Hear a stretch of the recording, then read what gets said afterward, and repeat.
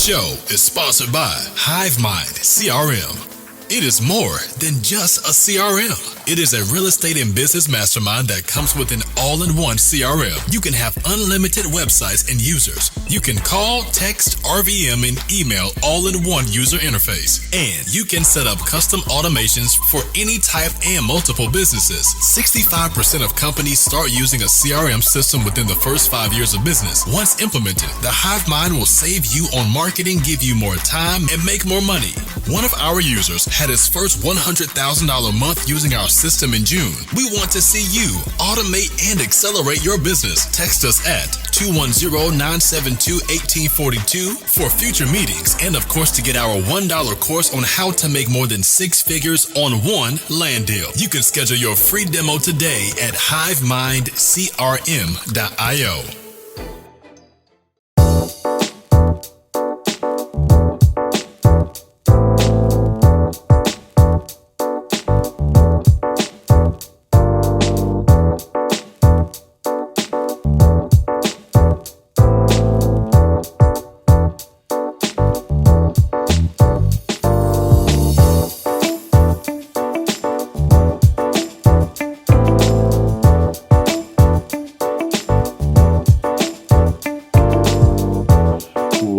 Welcome, everybody, to the HiveMind Hive With Us podcast. We are here today with Stephen Keighery. I hope I pronounced that correctly, of Home Buyer Louisiana. And today we're going to learn why he left Australia, came to the U.S., what's working here, what's working still at home, and let's have at it. I'd like to introduce my co-host, Daniel Martinez, and founder of the Hive With Us podcast, and of course, Aussie Steve. Thanks, guys. Appreciate you having me on the show. It's an honor. So one of the first things I always ask is, like, how'd you end up in real estate in Louisiana? I mean, if it's a short story. So I mean, I started real estate. I'm really helped by Robert Keighery, like most people are. So, I started business straight out of university, always with the intention to buy assets and real estate. So I sort of started with that mindset. Took me a little while. I started the business first, then buying a few properties in Australia. I ended up leaving my business. I was able to sell a bunch of shares, and take a year off was my plan. And, we love America, and New Orleans is our favorite city. So we headed to New Orleans for 6 months just to, have some fun. And that's part of Robert Keighery's book, Retire Young, Retire Rich. He took a year off when he exited. So that's why we came here. And I love property. We fell in love with New Orleans as an area and culture and everything. And, my wife wanted to stay, and I started looking at the market and, realizing I wanted to do more in real estate. I just realized the market was much better. I had some really good sales and marketing skills from my past company, and I learned, that I could acquire deals at really good prices, at cash flow. And so I went all in on property here in New Orleans. Say it one more time. In New Orleans. I'm like, I don't know if that was like a city I've never heard of, or New Orleans. He's pulling out the accent. It's funny because I definitely sound Australian. I stand out here, like people call me Aussie Steve. There's not a lot of Australians that live here. So, I definitely stand out as an Australian. But I think when I speak to Australians, they're like, what is this dude talking about? Because I still have the Aussie accent, but I say a whole bunch of different words and different inflections. So I don't know. I guess I'm a bit of a gumbo now. Yeah, that fits New Orleans in general, though. It's a melting pot from all over the world. Exactly. So how long have you been in New Orleans now? So it's been 4 years. So yeah, it became 4 years ago. And it's funny story in that I had, I was staying in an Airbnb, which we had for 6 months. And when we decided to stay, we got a lease on it for a period. And then I started doing the wholesaling and buying properties. And the owner reached out to me at the end of my lease and was like, a lease is expiring. He lived in Chicago. He's like, I don't think we can really manage the property. Do you guys maybe want to buy it? And I'm like, oh my God, I got an out of state, tired landlord, and I'm living in his house. If I can't do a deal on this, I don't know what I'm doing in real estate. So I actually got a lease option on that house. And I closed on it this year, actually. So I had a lease for 2 years. 75% of my rent counted as equity over that period. The house fully appreciated. Like, I had locked in the price from 2 years ago, and that Airbnb I now own, and I use it as an Airbnb for new people. Nice. That's it's an interesting path we take as investors. Yes. Once you start learning this stuff, you start seeing the opportunities everywhere, right? We are probably a couple of years ago that would have passed me right by. I wouldn't have even thought twice. Yeah, I talked to, it's a funny story because I was talking to my friend from Atlanta, and he's renting right now too. And he had tired landlord thing, and he started learning about real estate. So now his whole mind's working with like, hey, can I get owner finance on this property? And he's all, Exactly right. Well, the funny thing is, right? So, like, I own a bunch of properties, and I started buying, back in, I don't know, maybe 8 or so years ago in Australia. But I never owned a property. The first property I bought is this house now, which I bought this year. And because we always rented where we lived and invested in other places, and it was just because where we're from in Sydney, Australia, super expensive, and where we lived was one of the better areas, and the rent relative to the price, like the yield, was ridiculous. Like, so it made more sense to rent because the rent is low relative to the price there, and we'd buy investment properties, where it made more sense. So, there's nothing wrong with being a renter as an investor, and I did that a very long time and acquired a lot of properties before I purchased a place to actually live in and call home. Now, are you a citizen of the U.S. or you still have citizenship in Australia? I'm still a citizen of Australia. I'm a resident alien is my technical term. So, Okay. cue the X-Files music. But I have a business investment visa. So basically, if you start a business over here and invest money and hire people, then the borders open up. It's funny. And that's the visa I have. So it gives me pretty much all the rights of a citizen, but I'm not a citizen. I think we're going to do that. I'm starting to turn. I haven't been happy with Australia over COVID. They've become just way more authoritarian, lockdowns, and I think I want to get my citizenship here as a backup. Okay, that's interesting, man. We've had a few out of country investors that invested from out of the country. Yes. And are visiting here, like who are here as well as aliens as well. So it's kind of interesting to see the dynamic of what people are doing. Because I think we interviewed Alicia Jarrett. I think she lives in Australia and she invests out here heavily, and she lives in Australia. So it's one of those things where like there's no wrong answer. It's just interesting to see the dynamic. But I'm really glad you mentioned it. That anybody, if you start a business, the doors open up. I think it's a huge nugget right there that I really want to touch on right there. And if you're looking to come to the U.S., start a business.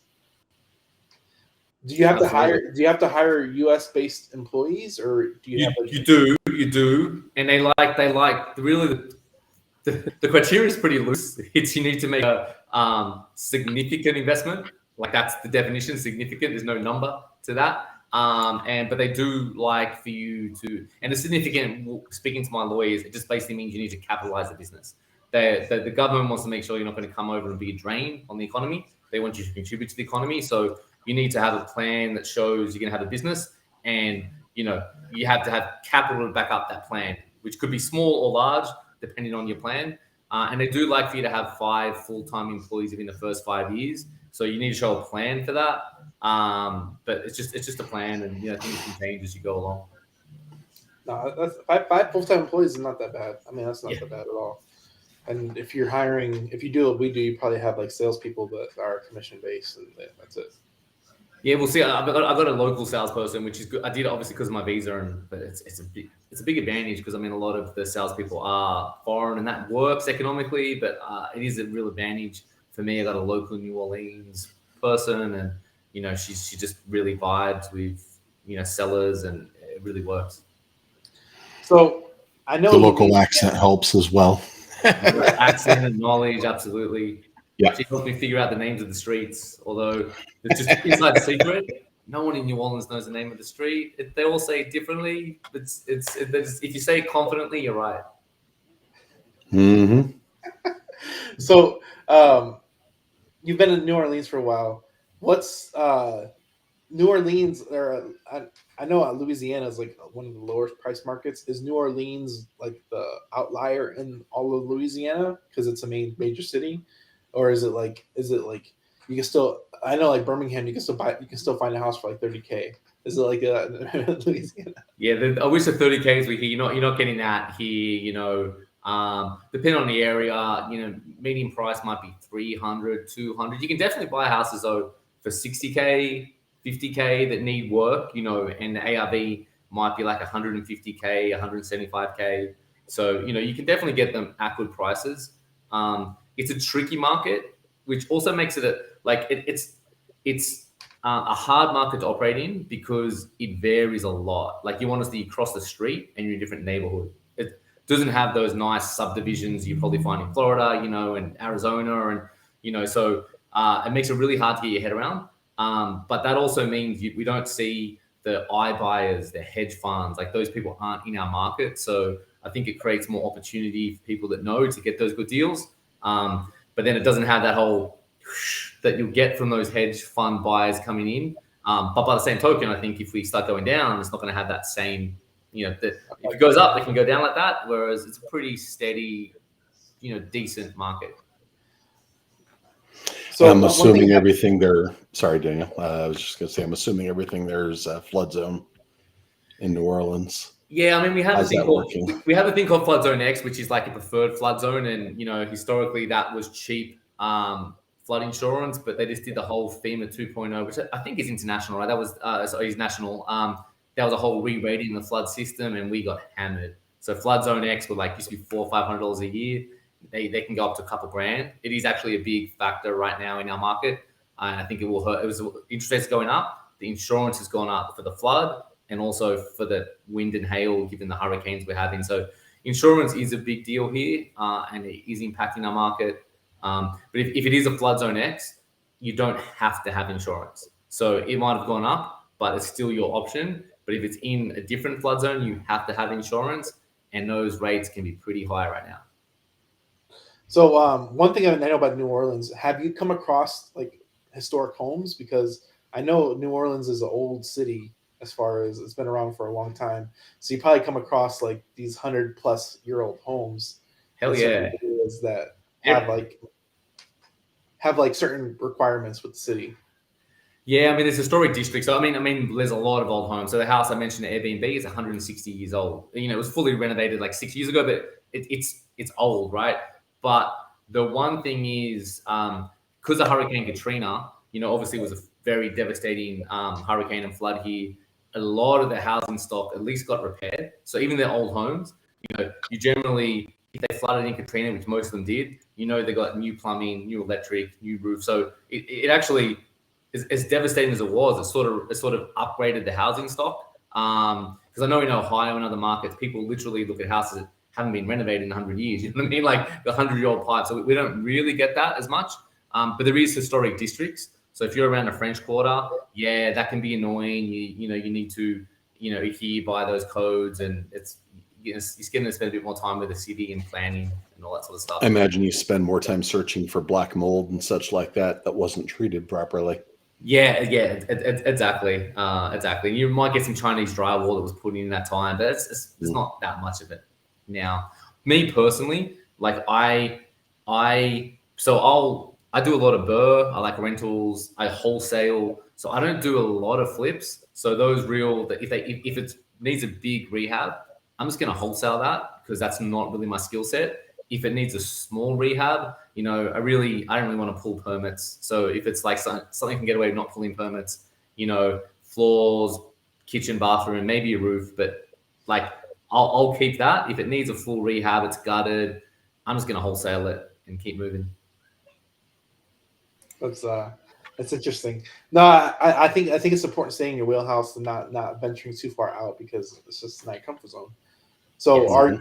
Are you keeping stuff for rental majority? Or are you doing Airbnb and rental or majority Airbnb? Just really rentals, to be honest. I got the one Airbnb, and that's because I bought it. It was an Airbnb. It just had the license. So I did it just because it's really the property, was should have been that. But I'm doing long-term rentals. I really like the BRRRR method. For me, the 30-year fixed debt is awesome. I think being an Australian, I appreciate that because you guys might not even know. I find Americans take it for granted that you guys have 30-year fixed interest. it is the only country in the world that has 30-year fixed interest rates. Because that's what are you getting in Australia? You get 5 years max, and then it goes to an arm. Yeah. So interest rates really hurt Australia because when our Reserve Bank, which I just did actually yesterday, they put the interest rate up, everyone gets affected because they're going to get affected really soon. So it has a real impact on the economy. Whereas in America, everyone has these fixed 30-year debt, which is amazing. In an inflationary environment, I was really busy the last couple of years, just buying them, putting debt on them, and I'm like, yeah, like let the inflation inflate away that debt. You know what I mean? That's sort of my wheelhouse. I like those long-term rentals, just something where it's going to cash flow a little at least. The tenant's paying down that debt, and I'm just going to sit on it. My plan is to sit on it for 30 years. I don't really intend to sell it. I'll never say never, but I mean, I'm just going to let them run and keep that low interest rate, let that inflation keep, increasing the rent and the value, and, that note payment is going to be fixed for 30 years. There are DSCR loans that are also fixed rate that you can use that work well with the short-term rentals. I know a lot of lenders who only specialize in people who are doing short-term rentals, and they do the DSCR loans for those. It does provide, in a city like New Orleans, but then you mentioned the license. What's the extra costs added, like by the city of New Orleans for that?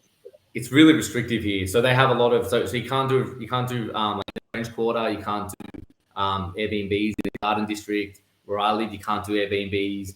They really limit it to, there's a lot of pushback from the locals. They don't like it because it takes away their housing stock, and you really have to live in a house and you can get a homestead exemption. So if you're in a double and you live in one side, you can do it, but it's hard to build a portfolio. There was an exception, which is the house I bought. I bought it because it was commercially zoned. If it's commercially zoned, you can do an Airbnb on 25% of the property, or one. Mine's a 3-plex, so I can do an Airbnb on one of them. So, I just got my license in. They changed the laws now. I'm grandfathered, so I'm cool. But they changed the laws so you can still do it. But the catch is that because it's commercial, you're no longer on the residential building code. You're on the commercial building code. So it means you need to have like ADA, disabled. It's got to have fire. Yeah, like for real.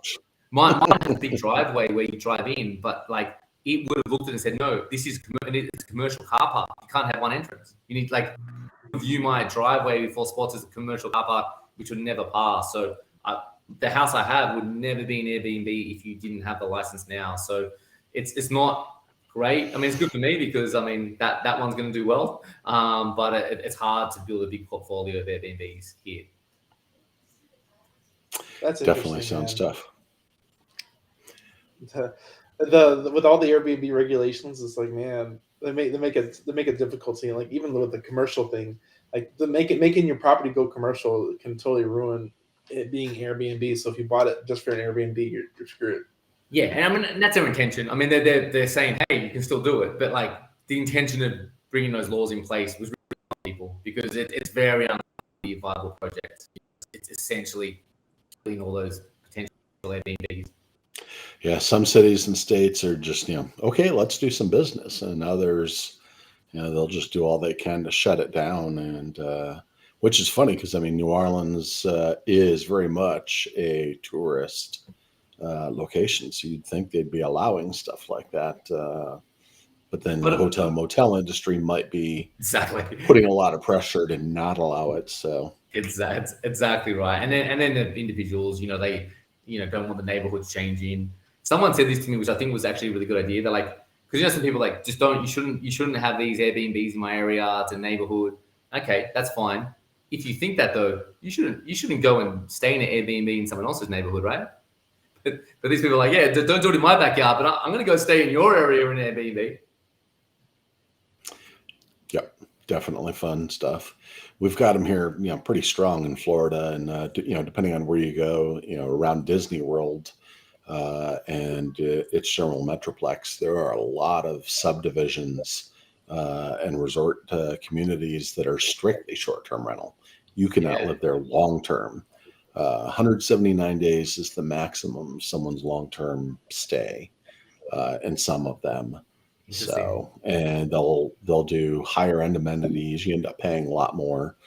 We were just looking at one recently, and it was $700 some odd a month HOA fee, Yeah. for pool and some other nice stuff. But that's on top of a nearly $2,000 a month note, and then management fees and stuff like that. Because obviously, unless you live right there in that city and do it all yourself, so it's it can get a little restrictive. But Yes.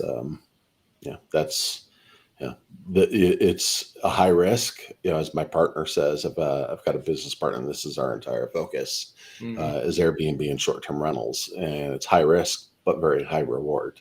Yeah. So I mean, the one know I've what you're got- getting into, which you've obviously done your research as well. Well, the one I've got doing really well. Again, I wasn't really that interested in doing it, but like it's doing really well. So like I'm going, yeah, maybe you could do some more. But again, the laws are sort of a little bit restrictive, so I'll probably stick with the long terms at this point.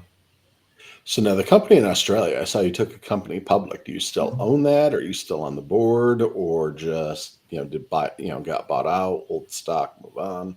I have some shares.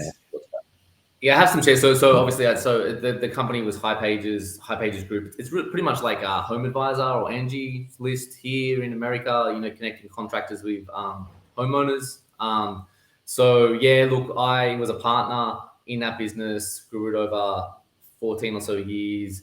I sold some of my shares, and I left operationally. So I haven't been like anything operational in the company for about 4 years. But I do still have shares. Man, they dropped. Man, I'm so lucky actually. My wife, I told you I bought my first home, right? My wife was like, "We've got to buy a home now. I'm ready." I'm like, "Okay." She's been good and let me not buy a home for a long time, and just invest. So we bought this house, and I sold my shares. When I sold a bunch of shares to help purchase it. And when I sold them, they were $3.60 a share. They're like $1.20 now.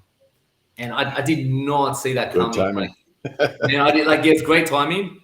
All ass, no class. Man, I did not see that coming. And I think my wife, she made me do it. And I'm like, man, that was actually a really good conversion because the stock market's taking a hit. Tech companies are taking a hit. They didn't like our last report, and it got hammered. But I still own a bunch of shares in it. And I wouldn't sell them now because I'd be a buyer now. The price it is, man, I'm not going to sell shares at that price. I don't need to buy more because I have enough, but I'm definitely not selling them now. So I really want to touch on you being about Florida. I mean, not Florida, but Australia not being like investor friendly at all.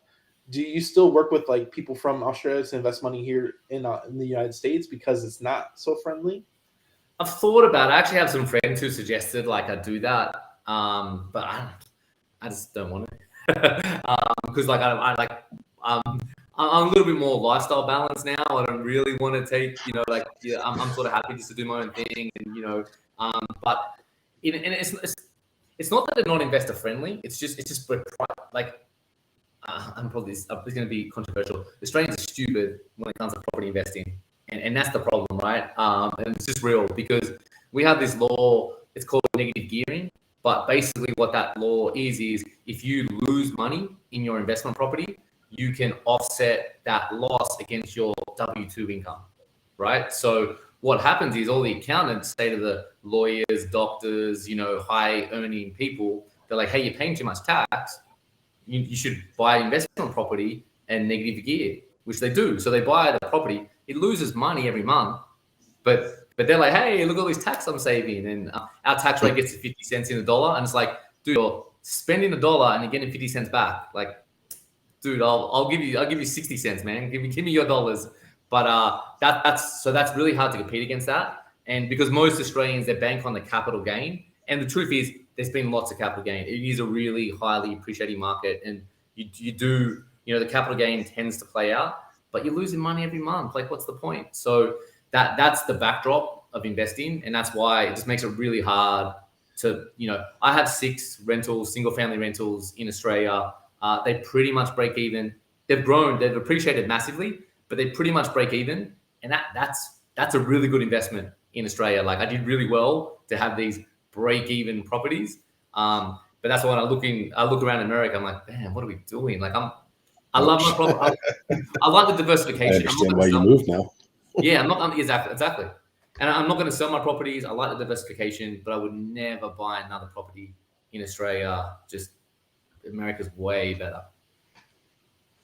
No, I think it's funny because you mentioned the like negative cash flows. Like I would never do that. They're morons. And like now you're like totally different market, totally doing different things, and it's like it's like you're an old school BRRRR person because of Australia's it trained you not to do it. Yeah, maybe. You've been put through the system, and now you're set in your ways. Yeah, well, but I mean, he like to be. It's easy to get a profit, you know. And I mean, when I bought my property in Australia, I bought not where I lived. Right, I really geeked out, did a lot of research. You know, I started with I had to break even at least. You know, and I picked really good areas. And in I'm buying in New Orleans now mainly. You know, Greater New Orleans. And look, if I did the same things in Australia, I probably wouldn't pick New Orleans. Like I think New Orleans is like happens to be the best market in America. But what I do like about America here is like you can off market properties, and because I'm buying really well, I'm doing my own marketing, you know, motivated sellers. Like I'm buying when you buy under market, you can't go wrong, right? It doesn't matter. It doesn't really matter what the market is as long as it's a half decent market. If you're buying well below market, yeah, I mean you're always going to win. So let's talk about marketing. What type of marketing is working for you in New Orleans because it's a smaller market in general? Yeah, I'm doing a lot of online, and mainly because that's my background. You know, being from a tech company, so you know, I've done a lot of mailers. SMS used to be my best lead source. I built the business firstly on SMS, but I started to transition out to seeing the laws changing, and then I went back to my roots, which is like SEO and SEM, search engine marketing optimization. So I do a lot of that. I grew up in that. Like I know that like the back of my hand.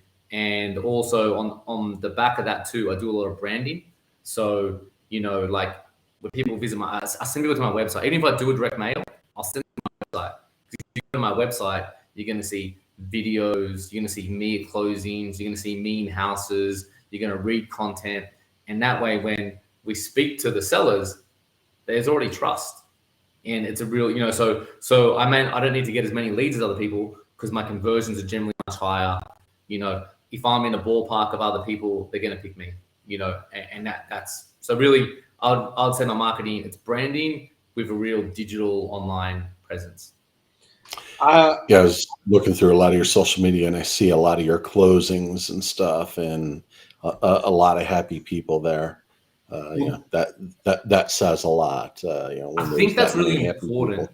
Yeah, I think it's really important. And just like to your listeners, I want to say this because I think a lot of people do this wrong. And it's because like you learn from gurus, right? And I did too. I did a lot of different people's, and you learn from these people who you base your business on, and then you look at the marketing they do, but then they're marketing to you. You know what I mean? They're marketing to because they're building, you know, a business on coaching as well. So they're posting checks and they're posting money and dollars, and that has a place. Don't get me wrong. Like that's some, but for me, I really conscious was I'm a consumer brand, like I'm a seller brand, you know. So all of my posts, all my marketing, it's about the sellers. It's about solving problems. I'm thinking about them. You'll never see a check, right? Because like the seller doesn't want to see a check.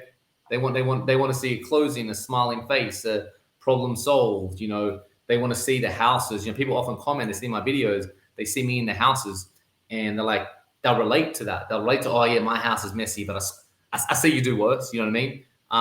So I'm really conscious on, and my background's marketing, so I get this stuff. So like, I'm really conscious on that marketing aspect, and I think a lot of people miss that.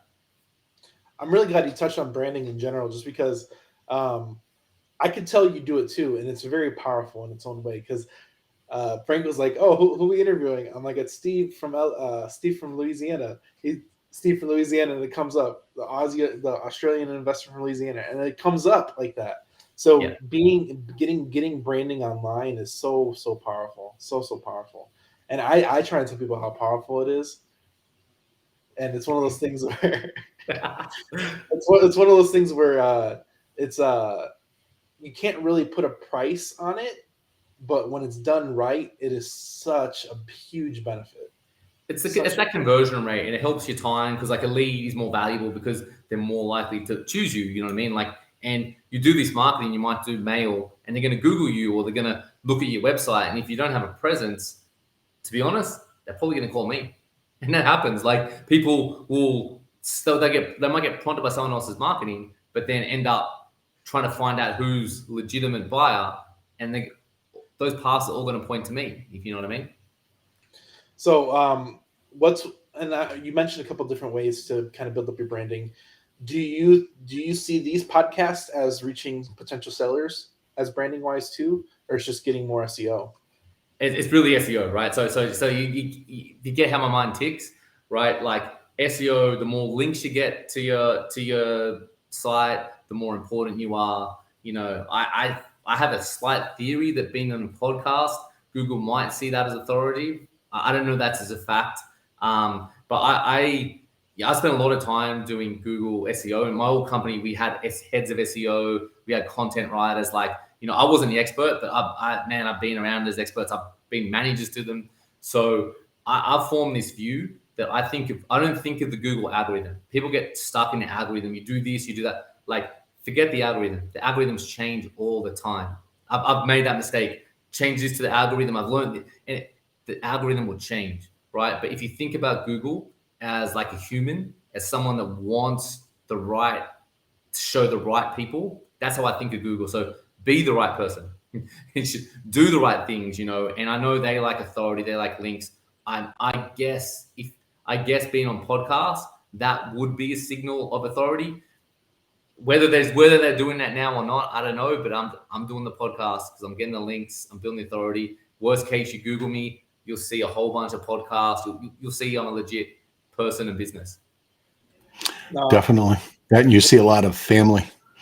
Yes. So, and that is, you know, in this day and age, I think is another key point. You know, if you're solving problems and you're family focused, and I think that makes a world of difference as opposed to a strong corporate showing where it's cold and impersonal. Exactly. So, and you will see my marketing, like my videos, they're super like there's no production, like zero. And I think I've done 2 takes maybe once in my life, right? And there's a couple reasons for that. Like, firstly, I think it's more authentic. You know, it's just real. It's not flashy. You know, and then secondly, it makes it easy to do. So I can just do heaps of it.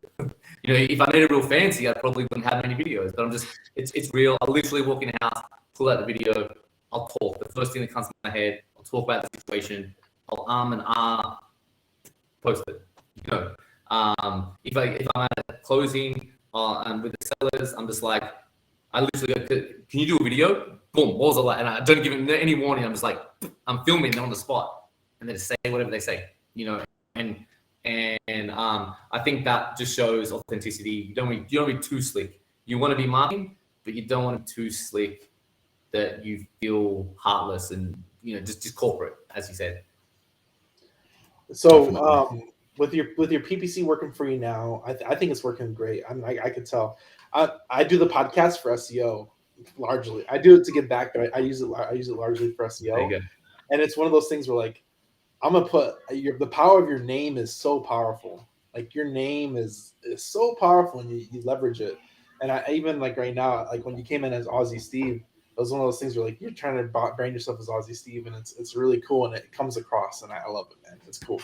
The Aussie Steve works, right? And it works in New Orleans because I stand out, and it's like, you know who it is. Someone says, you know, Steve, like Aussie Steve. It's like you know who you're talking about, so it makes it easy to remember, etc.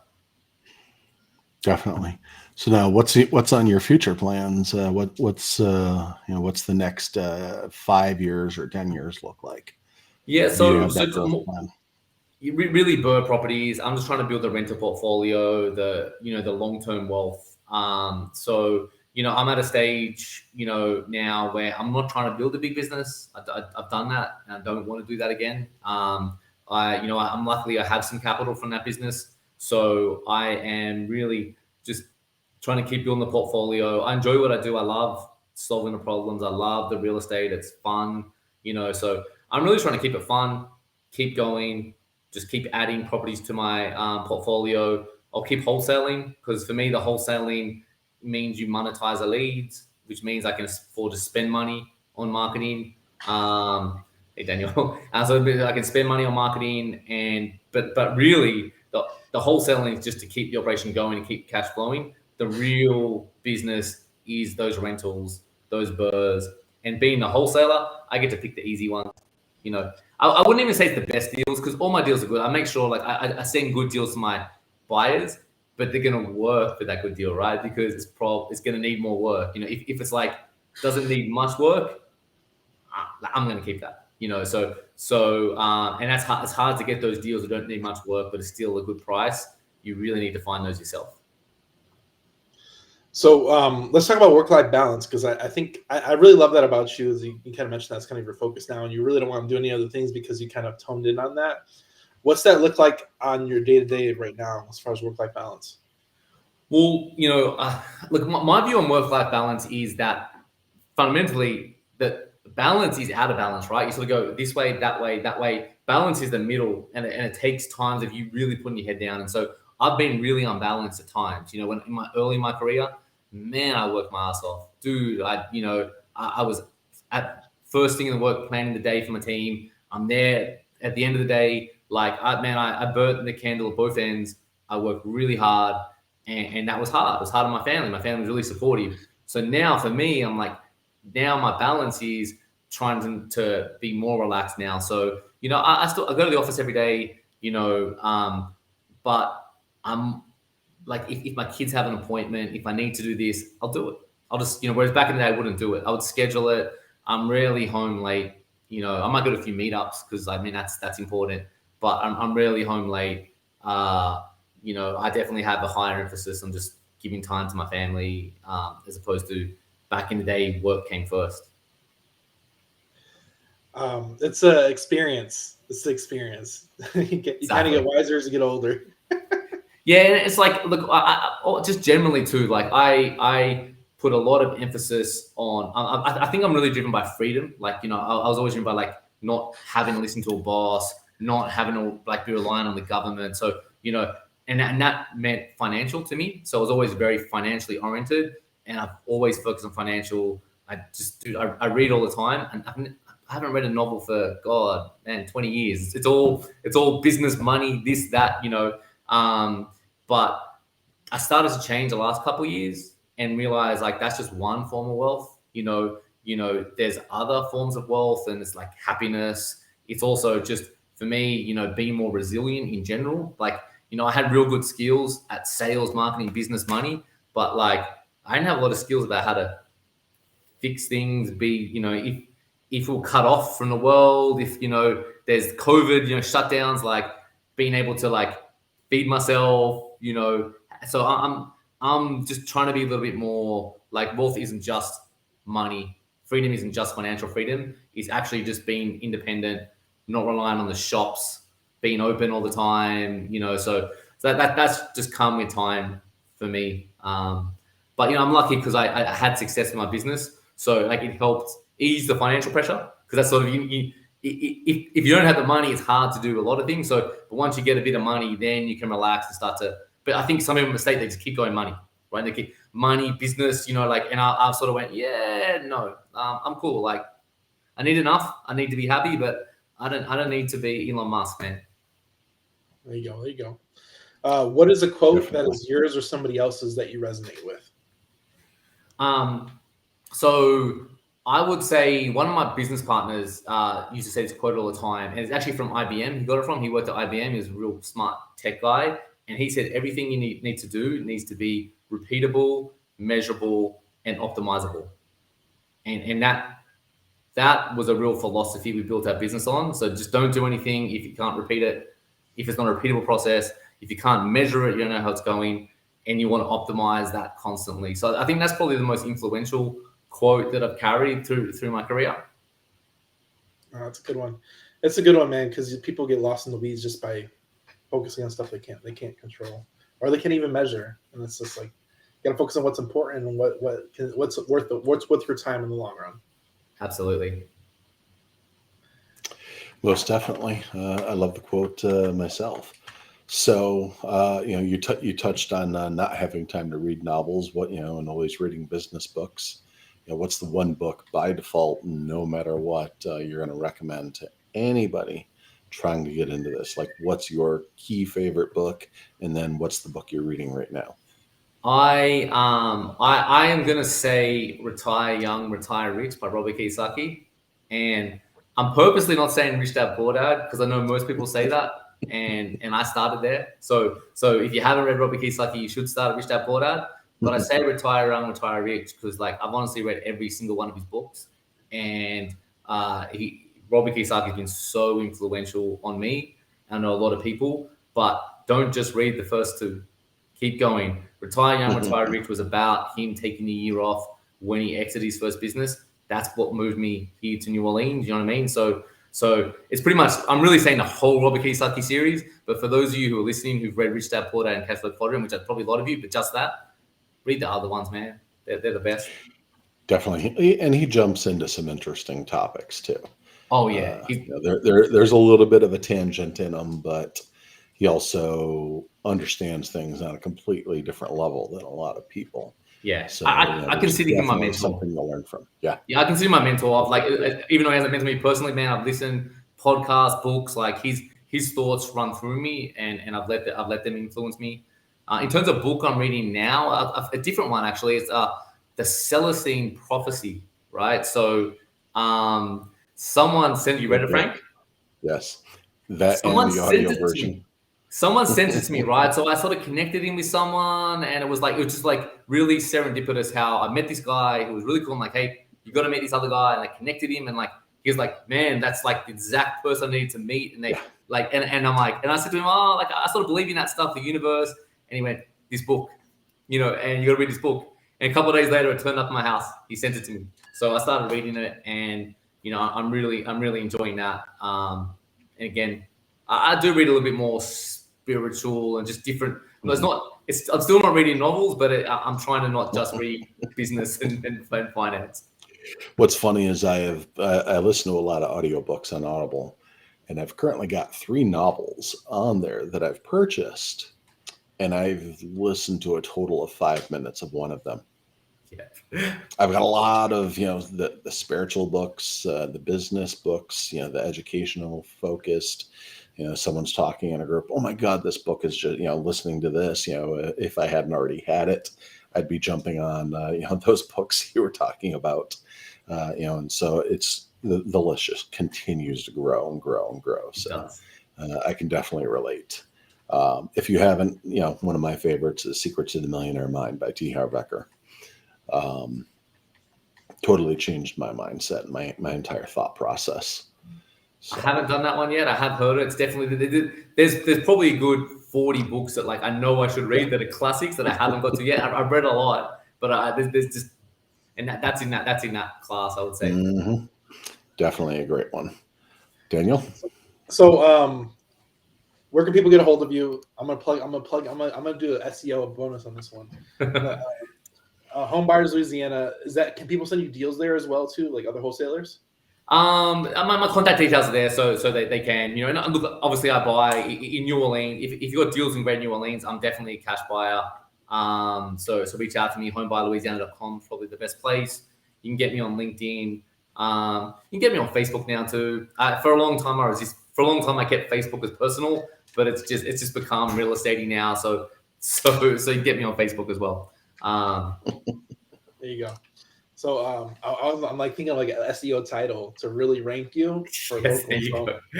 I got you. I got. All right. I appreciate it. I'm gonna make sure it's really, really good for you because like this, if you provide value, so I'm gonna provide value in my own way, and that's the SEO, and that's my name in it. So I really got a good title for you, and I'll let you know whenever you. All right, I love it. And we should keep in contact. If you want to geek out on some SEO, I can go there. Hey, maybe I'll definitely reach out to you on that topic. No, I think it's such a good topic, and you have an experience with it. Maybe we'll have you on again talking about SEO specifically because I think it's it's like a misunderstood topic that like no one like really grasps what it is, and it's simple things like podcasting that helps with your SEO and just building brand awareness. And I made a post today. We had like 5,000 visitors from Google organically. Like you didn't pay for that. I didn't pay for that. It's just being branded aware, just branding yourself 100%, using SEO, using your name, using your brand, and leveraging on that, and you get free traffic. It's an asset that lasts for, like, you need to give some maybe, but it lasts a long time. It's better than just a campaign, a direct mail campaign. It's an asset you're building. I consider my website an asset, and that's what you want. Well, even side note of this, I think we had like 30,000 visitors last month on all of our websites. Just to have 5,000 visitors last month is crazy. It's crazy. Absolutely. It's free. It's crazy. So I'm like, brand awareness is priceless, and I think we'll bring it on for SEO because it's a topic that is so easy once you understand it, but it's hard if you don't understand it. Yeah, absolutely. The show is sponsored by The List Guys. Do you need more leads in your local or virtual market? 1 in 10 small businesses don't invest in any kind of marketing. The List Guys have over 35 plus list types to choose from, and you can mix and match any list or criteria.